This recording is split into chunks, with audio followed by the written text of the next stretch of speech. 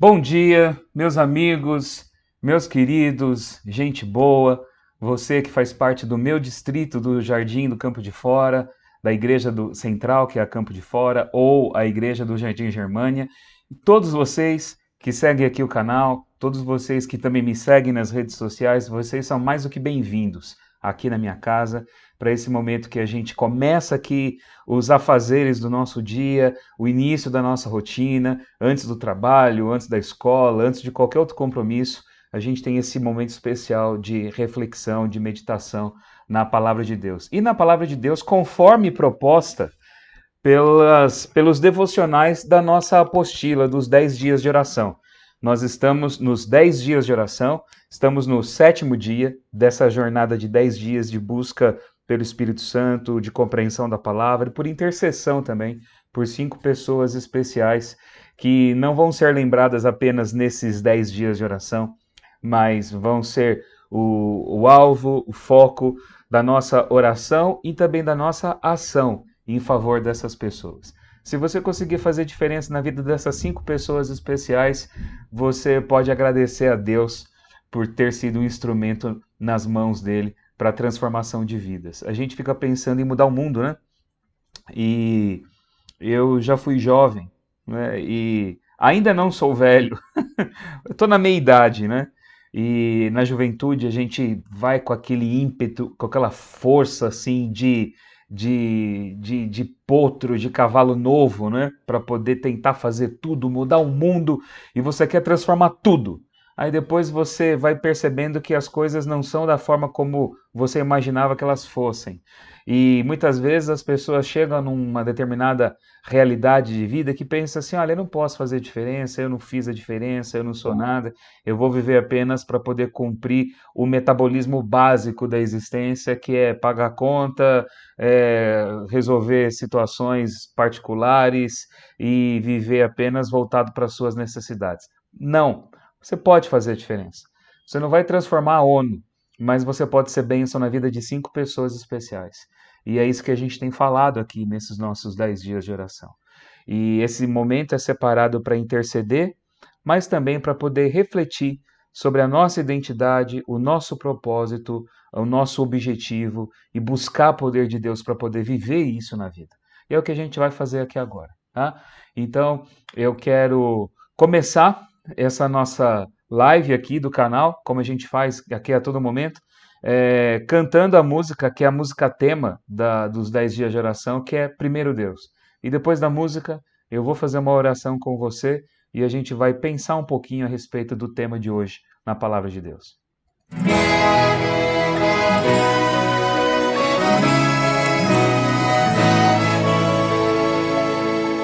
Antes do nascer do sol eu venho a ti, para um novo dia contigo começar.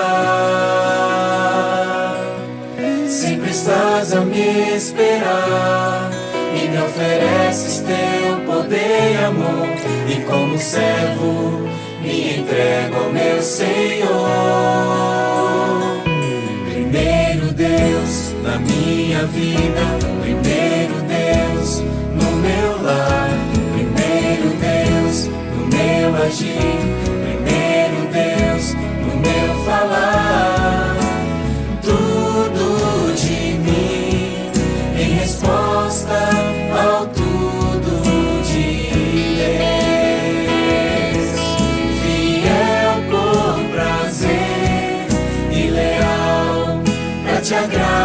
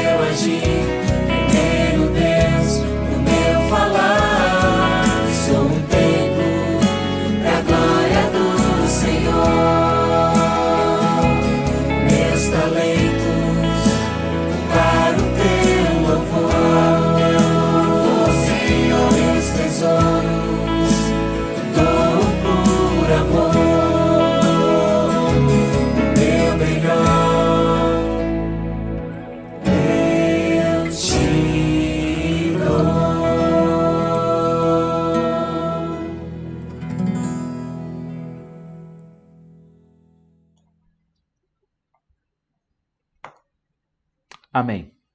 Eu quero convidar você, se você puder, fechar os seus olhos e orar comigo. Se você não puder fechar os seus olhos, eleve seus pensamentos a Deus. Onde você estiver, no ambiente que você estiver, conecte-se com Deus nessa oração que eu vou fazer aqui em nome de todos nós. Senhor, Pai querido, nós vamos abrir a Tua palavra, vamos ouvir a Tua mensagem, o Evangelho vivo de Jesus para o nosso coração. Que o Senhor nos abençoe com sabedoria. É o que eu te peço, em nome de Jesus. Amém. Amém. Nós estamos hoje estudando o tema Santuário Divino. E como eu já disse para vocês, eu não estou aqui acompanhando a leitura da apostila, porque você tem a apostila para a sua própria leitura, para o seu devocional. Nós temos também um sermonário, e muitos de vocês aí baixaram todo o material dos 10 dias de oração e têm lido também o sermonário. Alguns têm até pregado, usado o sermonário. Os temas também estão lá. E eu também, vez ou outra, concilio o sermonário com a apostila. Mas o que eu quero fazer aqui com vocês não é uma repetição de temas, mas é uma reflexão e provocar um pensamento além de todo esse material dentro do seu coração, para que você vá além disso, para que você reflita, para que você pense, para que você olhe todas essas questões por um prisma diferente, de acordo com aquilo que o Espírito Santo colocar no seu coração. E para isso a gente vai ver a palavra e ler a palavra, né? E nós estamos aqui vendo o tema dos 10 dias de oração, e eu quero ler com vocês um texto que fala do tema, mas ele aparece na apostila, né, como um dos versos aqui da reflexão da apostila, e eu quero ler ele agora aqui com vocês, e vou trazer outros aqui também para o nosso pensamento aqui, para provocar aqui a nossa reflexão. O texto de Hebreus, capítulo 8, que diz assim: Ora, o essencial das coisas que estamos dizendo é que temos tal sumo sacerdote que se assentou à direita do trono da majestade nos céus, como ministro do santuário e do verdadeiro tabernáculo que o Senhor erigiu, e não o homem. Pois todo sumo sacerdote é constituído para oferecer dons e sacrifícios. Por isso era necessário que também esse sumo sacerdote tivesse o que oferecer. Se ele estivesse na terra, nem mesmo sacerdote seria, visto existirem aqueles que oferecem os dons segundo a lei. Estes ministram em figura e sombra das coisas celestiais, assim como Moisés foi divinamente instruído quando estava para construir o tabernáculo. Pois Deus disse: tenha cuidado para fazer tudo de acordo com o modelo que foi mostrado a você no monte. Mas agora Jesus obteve um ministério tanto mais excelente, quanto é também mediador de superior aliança, instituída com base em superiores promessas. Esse texto de Hebreus traz aqui para a gente um resumo da essência daquilo que é tratado na carta como um todo. Diz assim: o essencial de tudo que a gente tem que reter na nossa mente é que Jesus é nosso sumo sacerdote. E é sumo sacerdote num santuário feito não por homens, mas num santuário celestial feito por Deus. Esse mesmo santuário, ele já apareceu na temática da Bíblia antes, é o que o texto diz. Porque Moisés construiu um modelo, ou melhor, construiu um santuário com base no modelo visto por ele, que retratava, de acordo com a capacidade de percepção e da funcionalidade artesanal da época, aquilo que o santuário celestial era. Moisés viu um modelo e ele concretizou e copiou esse modelo. E quando a gente fala do santuário, eu sei que esse é um tema aqui especial e que muitos de vocês aqui conhecem, e por isso que eu estou mostrando para vocês aqui, fazendo um breve resumo daquilo que Moisés fez. Esse é o santuário construído por Moisés, que tinha como finalidade ser o local onde Deus iria se encontrar com o homem e o local onde o homem poderia também obter o perdão dos seus pecados. Por isso que você está vendo aí, o santuário tinha um altar. E nesse altar, sacrifícios eram realizados, animais eram ofertados. Havia uma pia de purificação, onde o sacerdote purificava suas mãos e seus pés, simbolizando pureza de ações, de caminhos, de atos. E ele entrava na tenda, que era construída como vocês estão vendo. Um espaço que tinha ali o seu teto feito por camadas de tecidos diferentes, e o santuário, ele tinha toda uma ambiência. Quando você entrava no primeiro ambiente, na primeira sala, chamada de lugar santo, você encontrava essa disposição de móveis. O candelabro, que talvez é dos itens o mais conhecido, né, chamado de menorá, a mesa dos pães da exposição, onde havia 12 pães, um para cada tribo de Israel, e um altar de incenso, onde incenso era oferecido e o sacerdote intercedia pelas pessoas ali. Havia uma cortina que separava os dois ambientes, e no ambiente mais sagrado, o Santo dos Santos, a Arca da Aliança, que continha as tábuas dos 10 mandamentos, a vara de Arão que floresceu e um potinho de maná, como vocês viram. Esse era o santuário mosaico, o santuário de Moisés. Esse santuário tinha uma função específica. Sacrifícios ali eram realizados, a oferta era oferecida. Quando um pecador levava um animal para ser ofertado, geralmente um carneiro, um cordeiro, ele confessava o seu pecado sobre a cabeça do animal, e havia todo um exercício simbólico de transferência de pecado, do pecador para o animal. O sangue era derramado, o pecado estava ali naquele sangue, o sacerdote comia um pedaço da carne do animal ofertado, simbolicamente o pecado vinha para o sacerdote, e ele entrava no santuário, levando sangue e incenso. E aquele sangue era colocado nas pontas do altar de incenso que vocês viram no vídeo que eu mostrei aqui agora. E o sangue era borrifado ali também na cortina do Santo dos Santos. Então o pecado saía do pecador e ele ficava no santuário. E assim era feito uma transferência do pecado de toda a nação, até o dia que havia um ritual diferenciado. O sumo sacerdote se despia das roupas sacerdotais, se vestia como um sacerdote comum, e ele fazia todo esse ritual, só que ele entrava no Santo dos Santos, jogava o sangue na tampa da arca, e ali, no dia da expiação, no dia do perdão, no Yom Kippur, como assim ele é chamado até hoje, né? Porque ele ainda é celebrado, ainda de forma diferente, mas celebrado pelos judeus como festa, e ele borrifava o sangue na tampa da arca, então os pecados eram retirados do santuário, e eles eram jogados num bode que ficava lá do lado de fora, que era o bode emissário, bode para Azazel, né? Que gerou na nossa cultura uma expressão, né? Bode expiatório. Né? O pecado era colocado sobre ele, ele era levado para o deserto e lá ele morria. Era jogado, lançado à sua própria sorte, e ali ele morria. E o pecado já não estava mais presente no povo. Esse era o rito feito no passado. Né? E esse santuário de Moisés, como eu mostrei para vocês, ele depois foi construído em Jerusalém como templo. Salomão constrói o templo. E vocês estão vendo aí um vídeo que mostra o templo de Salomão com toda a sua grandeza, com toda a sua riqueza. O altar de sacrifícios não era mais aquele altar de bronze que vocês viram lá naquele vídeo anterior. Né? O templo de Salomão tinha toda uma grandeza, uma complexidade maior. Não é? Você tinha não apenas uma pia onde o sumo sacerdote ou os sacerdotes se lavavam as mãos e os pés, mas aí vocês estão vendo o mar de bronze, ou mar de fundição, como ele era chamado, não é? Enorme, com 12 bois sustentando essa pia enorme de bronze que vocês estão vendo aí. Não é? Havia outras pias menores, outros tanques menores em volta do santuário do templo, onde os sacerdotes também realizavam seus atos de purificação, como vocês estão vendo aí nesse vídeo, né? Uma imagem assim dela. Né? Quando você entrava no santuário, no templo de Salomão, construído lá em Jerusalém, você se deparava primeiro com duas colunas enormes, chamadas de Jaquim e Boaz. E ao entrar dentro do templo, a magnificência, a ostentação, usando um termo de hoje, né, era visível, porque Salomão cobriu de ouro o piso do lugar santo, as paredes e o teto. Então, o templo era de ouro por dentro, você pisava em ouro, os sacerdotes que podiam entrar ali pisavam em ouro. E havia toda uma decoração temática, evocando palmeiras, um jardim, lembrando o Jardim do Éden, que era o lugar onde o homem se encontrava com Deus. Não é?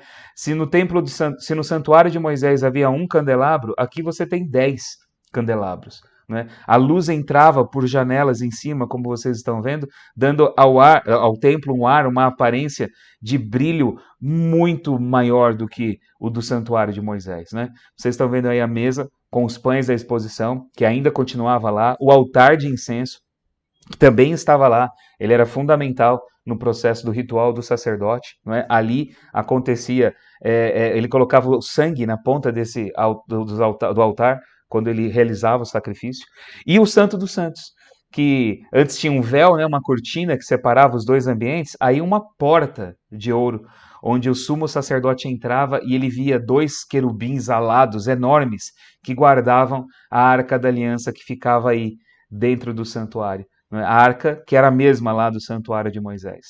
Essa era a glória do templo de Salomão. O templo de Salomão foi destruído por Nabucodonosor e ele foi depois reconstruído, não é? Quando eles voltaram do exílio da Babilônia, e o rei Herodes, o rei mesmo Herodes, conhecido da história dos evangelhos, ele vai reformar o templo e transforma o templo numa obra arquitetônica impressionante que dominava todo o cenário da cidade de Jerusalém nos dias de Jesus. Esse era o templo, né? Hoje você vê apenas ruínas dessa estrutura imponente. O templo mesmo em si foi destruído no ano 70 pelos romanos e nunca mais foi reconstruído. O templo de Herodes, ele foi o último templo que você teve lá levantado, erguido em Jerusalém. E essa é uma obra artística, é um vídeo que tenta captar, mostrar para a gente o que deveria ter sido a grandeza do templo, né? Aí vocês estão vendo a porta chamada de Porta Formosa se abrindo e o templo com toda a sua grandeza e imponência. Era uma das maravilhas do mundo antigo, com certeza, e era impressionante. E como eu disse para vocês, ele dominava o cenário da cidade de Jerusalém nos dias de Jesus. Então Jerusalém era uma cidade construída basicamente em torno do templo, né? Por causa da importância do significado dele, e vocês estão vendo aí, né, a cidade de Jerusalém, e olha a estrutura do templo, como ela era magnificente e enorme, né? Hoje, quando você visita Jerusalém, no local onde ficava o templo, você tem o Domo da Rocha, que é essa cúpula dourada, famosa, né, que a gente conhece, e de várias fotos que a gente vê da cidade de Jerusalém, sempre o Domo da Rocha, a cúpula dourada, ela aparece, né, como um cenário dominante, né? É uma construção islâmica que foi construída no 7º século da nossa era e foi construída sobre o local onde ficava o templo. Então, do templo de Herodes sobra a estrutura, basicamente a esplanada do templo, como é assim chamada, não é? E hoje nós temos essa construção. Aí vocês estão vendo a esplanada do templo e a construção que hoje está no lugar do templo de Salomão, que é o Domo da Rocha. O templo foi destruído e ele não foi mais reconstruído, não é? Então esse é o Domo da Rocha. Eu fiz aqui esse breve histórico e essas ilustrações para a gente entender assim a história do santuário e do templo em si. Mas mais do que a história do santuário e do templo, o significado dele é que deve ficar para nós. Porque o texto de Hebreus fala que Jesus é sumo sacerdote no santuário, mas ele vai mais além. Ele diz assim: temos esta esperança, o ministério, o sacerdócio de Jesus, por âncora da alma, segura e firme, que entra no santuário que fica atrás do véu, onde Jesus, como precursor, entrou por nós, tendo se tornado sumo sacerdote para sempre, segundo a ordem de Melquisedeque. Jesus é o nosso sumo sacerdote. Ele está por nós na presença do Pai agora, representando cada um de nós. Mas ele não é um sacerdote da ordem dos levitas, que eram os sacerdotes que oficializavam no templo, no santuário, no passado, quando todo esse ritual era realizado aqui na terra. Não, Jesus é um sacerdote diferente, segundo a ordem de Melquisedeque. Quem foi Melquisedeque? Eu vou só relembrar aqui para muitos de vocês que conhecem a história, mas se você por acaso não conhece, leia Gênesis, capítulo 12, 13, 14, contando ali a história de Abraão, e você vai ver ali no capítulo 13, no capítulo 14, toda essa história onde Melquisedeque aparece. Melquisedeque, ele era um homem, foi um personagem que existiu, uma pessoa real que existiu. Não é como muitos dizem, uma manifestação teofânica, messiânica, uma aparição de Jesus pré-encarnado. Não, ele foi um homem, mas ele era rei e sacerdote. Essas duas funções a função real e a função sacerdotal, ela nunca foi combinada na Bíblia numa pessoa só. Havia uma ordem expressa de que os sacerdotes não podiam ser reis e os reis não podiam ser sacerdotes. Havia total separação entre os dois ofícios. Na ordem levítica, no santuário de Moisés, no templo de Salomão e no templo de Herodes. Mas Melquisedeque, que é anterior a isso tudo, ele é rei e sacerdote. E Abraão, que é o pai das alianças, né? Em Abraão estão representadas todas as religiões monoteístas, judaísmo, cristianismo, islamismo, todos veem em Abraão a sua referência, ele é o pai de todas elas. Ele é chamado pai da fé, nós somos os filhos de Abraão. Abraão vê em Melquisedeque algo que nem ele tinha com Deus, e quando ele volta de uma guerra, triunfante, vitorioso, ele encontra Melquisedeque, que era o rei da região de Salém, onde ficava Jerusalém. Ele encontra Melquisedeque e ele oferece para Melquisedeque o dízimo de tudo aquilo que ele havia conquistado. E Melquisedeque faz uma aliança com ele e compartilha um alimento, uma alimentação de pão e vinho. Melquisedeque era sacerdote do Deus Altíssimo e era rei. Então aqui a Bíblia vai dizer assim, Jesus, ele é rei segundo essa ordem. Ele é um sacerdote segundo essa ordem, não segundo a ordem levítica. Ele está no santuário, ele é rei e sacerdote. E isso deve trazer para nós o fundamento da fé, essa âncora, porque em Jesus nós temos o acesso direto ao Pai. Em Jesus nós somos acolhidos, nós somos aceitos, nós somos amados, nós somos desejados. E em Jesus nós temos a certeza, a garantia de que eu não preciso de intercessores. Eu não preciso de pastor, de padre, de sacerdote, de pajé, de xamã, eu não preciso de sheiks, eu não preciso de ninguém. Eu tenho apenas Ele. E nele eu tenho acesso direto ao Pai. O Pai me deseja, o Pai me quer, porque Jesus é meu representante. E eu tendo essa certeza, Hebreus diz que essa é a âncora, que eu lanço lá. Eu estou aqui, mas Ele está lá, Ele é a minha âncora. Ele é a certeza de que eu sou amado, de que eu sou desejado, de que eu sou aceito, de que eu estou reconectado com Deus, de que eu estou plenamente ligado a Ele agora por laços indissolúveis. Jesus é essa certeza, é essa garantia, e mais ainda, Ele é a garantia de que todos os ritos, tudo aquilo que é realizado culturalmente pela religião, qualquer que seja a religião que a gente conhece, tudo isso perdeu o seu valor e o seu significado. Eu não preciso de ritos para poder obter perdão. Eu não preciso de conectar a minha espiritualidade com lugares, com momentos, com coisas que são feitas aqui. Não, porque Jesus é tudo. Nele eu tenho certeza de que o ritual foi realizado, o sangue dele foi derramado. Nele eu tenho certeza de que todos os sacerdotes humanos perderam seu significado, porque ele é meu representante. E nele eu tenho certeza de que meu acesso a Deus é pleno, é garantido. E quando eu compreendo isso, a Bíblia vai dizer, e vai mais além, no texto de Apocalipse, capítulo 1, verso 6, que ele nos constituiu reino, sacerdotes para o seu Deus e Pai. A ele a glória e o domínio para todo sempre. Eu agora sou rei e sacerdote. Porque se ele é sacerdote segundo a ordem de Melquisedeque, e se eu estou nele e ele em mim, se eu agora sou o templo do Espírito, como a música mesmo aqui do primeiro Deus que a gente canta fala que eu sou o templo dele, se ele habita em mim, eu estou ligado com ele, então eu também sou rei e sacerdote. Eu também tenho um sacerdócio.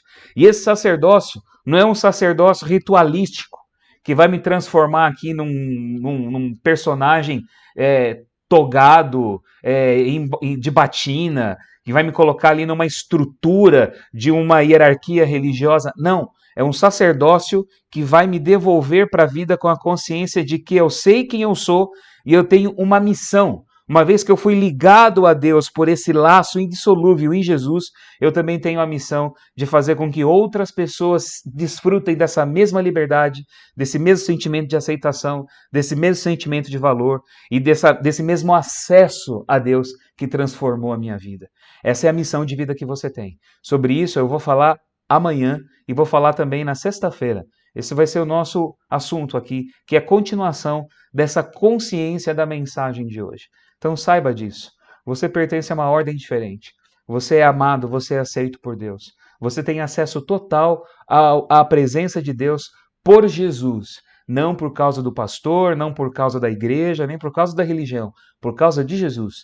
Tudo isso é importante, mas é secundário, porque o essencial de tudo que temos dito é que existe um sacerdote no céu, um sacerdote que derramou o seu sangue, cumpriu todas as ritualidades do santuário nele, está lá intercedendo por mim, é meu representante e nele eu tenho segurança da salvação. E é isso que eu quero que você entenda e se aproprie desse sentimento aqui agora. Eu quero orar para que você receba isso na sua vida. E quero orar para que as 5 pessoas por quem nós estamos intercedendo também recebam essa libertação na vida delas. Se você deseja isso, feche seus olhos, vamos orar.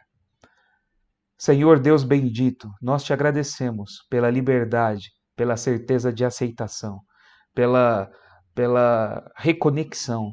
Agradecemos pela paz que nós temos em nosso coração, ao saber que Jesus é nosso sacerdote na tua presença aí nos céus. Que a nossa oração seja oferecida e apresentada por Ele agora nesse momento. Que o Senhor receba o nosso coração e o coração também das 5 pessoas por quem nós estamos intercedendo, para que essa compreensão nova, essa ligação, essa certeza de salvação também esteja no coração delas, assim como eu peço que esteja em nossa vida aqui agora, Senhor. Nós pedimos para que seja assim, nós cremos que assim será, e é em nome do nosso sacerdote Jesus que nós oramos e agradecemos. Amém, amém, amém. Eu vou ficando por aqui, meus queridos. Se essa palavra fez bem para você, se essa mensagem te ajudou em alguma coisa, compartilhe também com outras pessoas e convide esse pessoal para estar aqui com a gente amanhã, às 6 horas, quando um outro tema, sequência do que a gente falou hoje, vai ser compartilhado aqui. Que você tenha um ótimo dia, que Deus te abençoe com muita paz e eu espero encontrar vocês amanhã.